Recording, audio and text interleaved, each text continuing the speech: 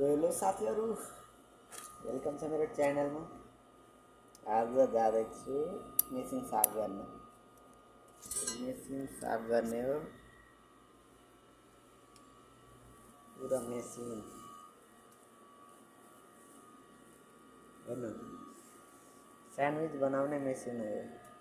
पुरा पाकेर निस्किन्छ यहाँदेखि यहाँ। दिनदिनै साफ गर्न पर्ने, दिनदिनै, एक दिन नि नछोड्ने। एक दिन छोडे पार गाली खाने। साउदीमा मैले साउदीमा काम गरिरहेको छु। यहाँको 9 महिना भयो। काम त सही छ, दिनदिनै त्यही काम गर्दा गर्दा परेसान। राम्रो लाग्छ।